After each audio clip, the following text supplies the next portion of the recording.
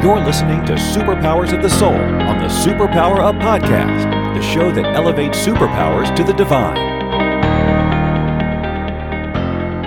Hello, everyone. This is Jennifer Rizzio, superpower expert and founder of Soul Language, and this is Superpowers of the Soul. And I'm here today with Rachel Alexandria. And the topic today is your soul consciousness. Welcome, Rachel. Hello, I'm so glad to be here. I am so excited that you are here today as well. And I always like to start with the first question is, what do you consider the superpower of your soul? Ooh, that's such a good question.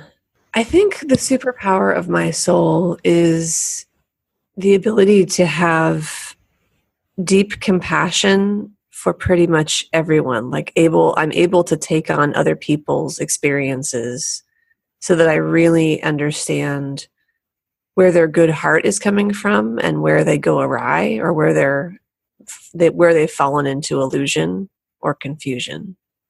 Beautiful. And how does that relate to your sacred purpose? What is your sacred purpose?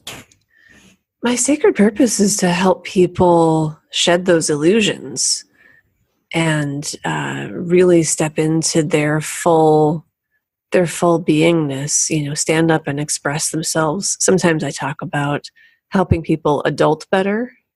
Mm-hmm. And part of the process of adulting is getting rid of all the false beliefs and the sort of the made up instructions that they took on through their childhood and through their families.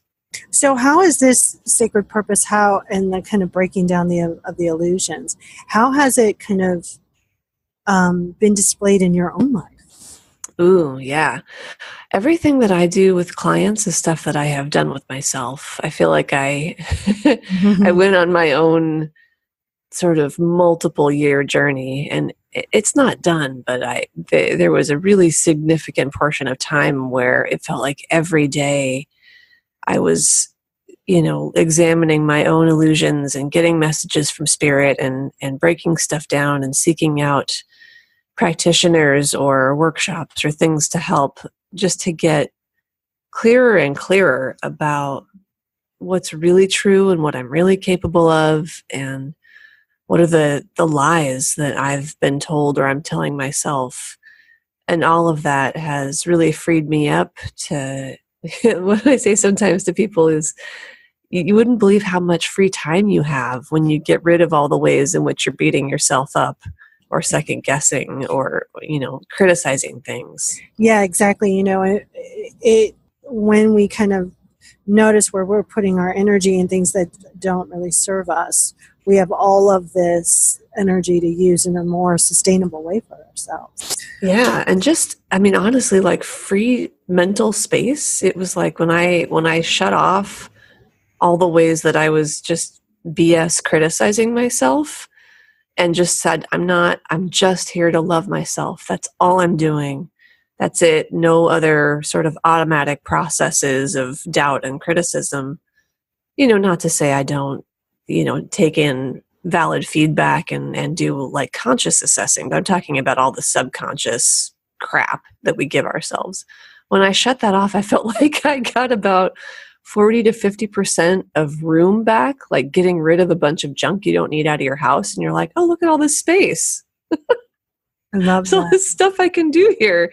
And that's the place where a lot of my downloads from spirit came from, which I bet you understand, Totally. Yeah. I think the more that you're not kind of in those old patterns, the more that soul can be in your body, and then you can consciously use that to create whatever you want. What has been a big theme that your soul has shared with you? Oh, well, I think one of the big themes is, there's just so many good juicy things. One of them is the ways that avoiding conflict makes us kind of run around in crazy circles and wrecks a lot of our lives.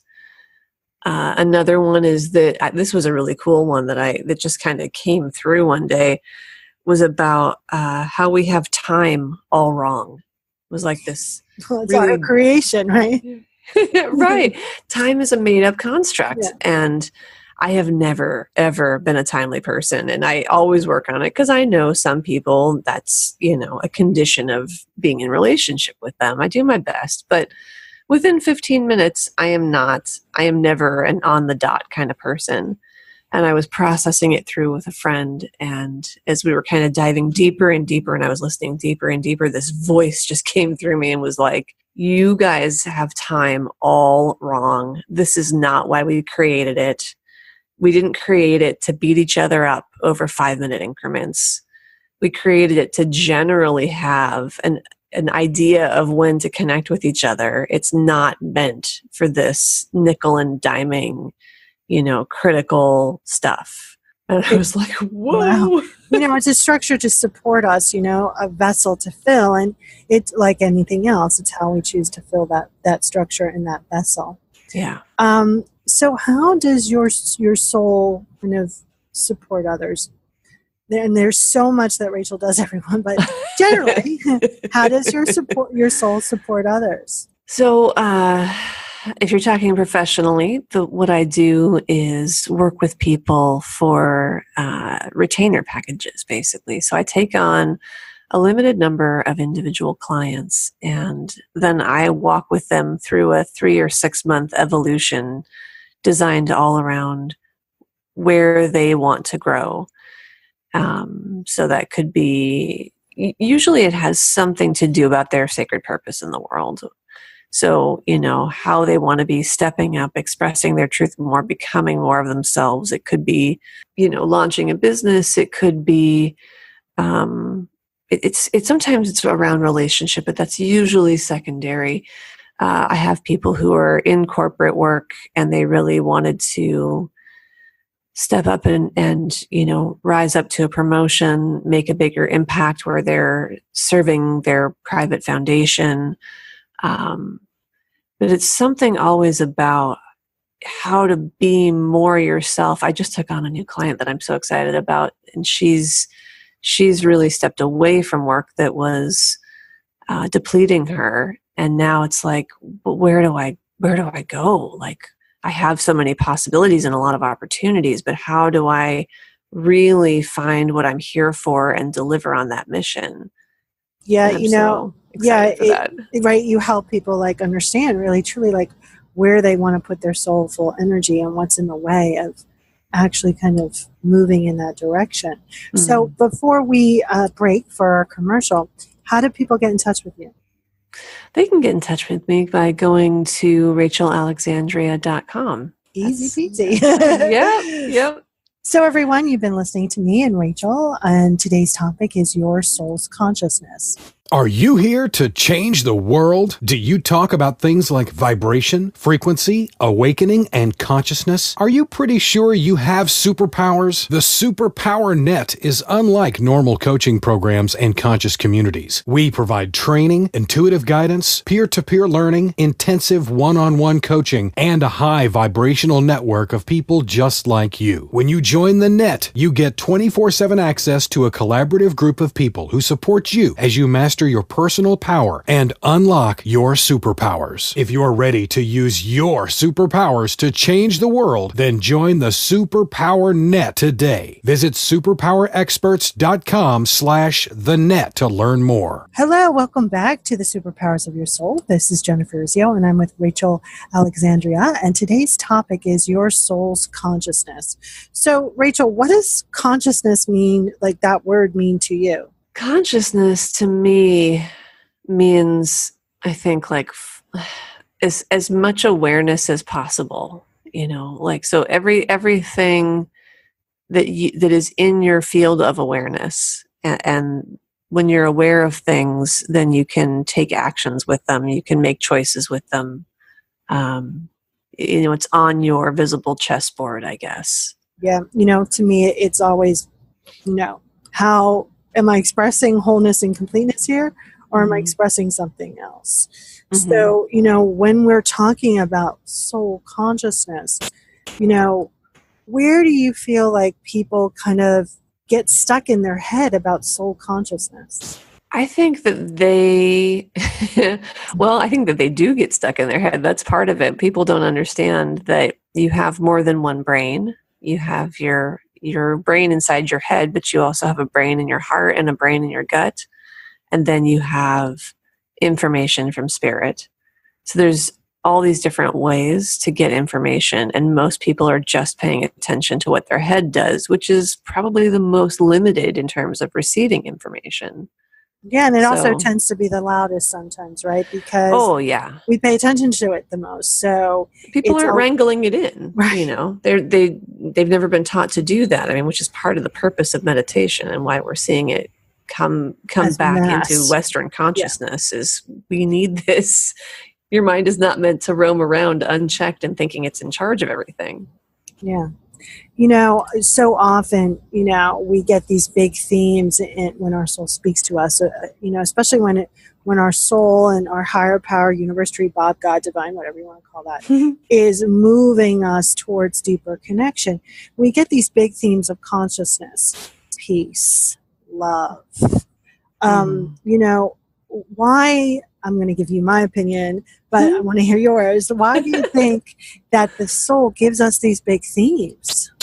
I think that they're like lights that appear down the road. They're big and beautiful and attractive, and you know, so many of us are wandering around in the dark, and you can't give someone like really specific nuances, like go here and say this to this guy and then you'll be happy. You know, it has to be a big enough beacon to show you which way to go, which way to start moving.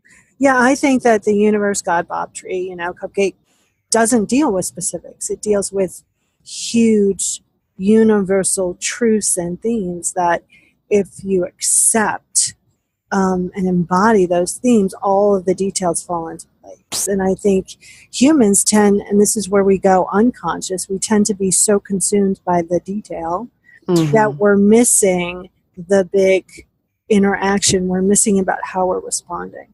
And I think you're absolutely right about that. Beautiful. I sometimes that's what I say to people. I have a client who gets really caught up in like she reads oracle cards, and she's beautiful at it. She's really talented. But when she reads for herself, sometimes she gets caught up in those details. Well, the cards told me this is what's going to happen. And I'm like, it doesn't really matter. It's what you needed to hear at the time. The details aren't important. If I told you all the times where I thought that I had signs that one thing specifically was where I was supposed to be or what was supposed to happen, and it ended up not playing out how I expected, but still all for the best. I mean, that's like hundreds and hundreds of thousands of times. Exactly. And I think the reason why, you know, humans, including myself, I will admit that we get consumed about the details is because the details, there's peace in absolutes, right? The details make us feel safe. And, you know, safety is an internal job. It's an internal kind of activation, and it's an internal participation. And, you know, you could get all of the details you want. That doesn't mean that you're still going to feel safe. And I think, you know, when we're conscious and we're creating that foundation belief about, you know, I'm loved, supported, and safe, then we look through that lens of consciousness.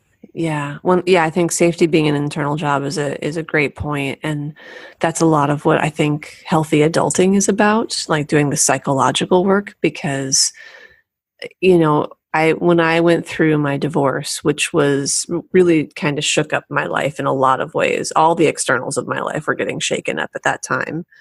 And I kind of got more into a lot of Zen ideas. And I remember reading, I think it's Thich Nhat Hanh, but I could be mistaken, says, we're always all falling all the time. The good news is there's no ground. And that brought me so much solace to understand that loss and things shifting and change are inevitable. And if we had a longer view, like a larger perspective, we could pull back from our timeline, we'd see that it's happening all the time. Things are always decaying and changing constantly. We just don't perceive it for a while. The building I'm living in, the floor underneath your feet is decaying and changing. It's just not immediate. So it feels super rock solid and safe, but it's not. Right. And the thing that makes me feel safe, I mean, yeah, I know spirit is with me and has my back, but it doesn't stop those things from happening. What it does is help me stay connected to my internal love within. And I know I'm my own safety net. And I say to my inner children Right. and myself all the time, no matter what happens, I'm here. I will receive you with compassion. I will listen to your complaints and your sadnesses and your griefs and your rage, and I will accept them, and I will help you work with them, and then we'll move forward. Beautiful. I think one of the things that really helped me with my consciousness is understanding that everything's already been created by the time I could even put words to it. And I was like, oh, wait, okay, great. So that's easy. Like, there's a lot of work already done, and I don't have to try to keep figuring out how all this works. And I can kind of be in the safety of knowing, okay, things already been created. How do we want to kind of move it into, the actual physical manifestation of it? So, I love that. I have to tell you that actually brought like warmth to the base of my skull. Yay! When you said that, that was really cool. So a couple of last questions, but before we end our time together today. But again, how do people reach out to you? How do they get to know you more and to kind of experience the Rachel? Yeah. Well, so they can reach out to me. They go to rachelalexandria.com, but on April 16th and after, and they can sign up for this now, I'm actually launching a little free sample of my adulting tips and tricks and ways to do that better. It's going to be 10 days of free adulting, and they can sign up for that at start.rachelalexandria.com. That's actually the lead-in to a 60-day adulting challenge that people can choose to sign up for after they finish that 10 days. So it's at start.rachelalexandria.com if they want to check that out.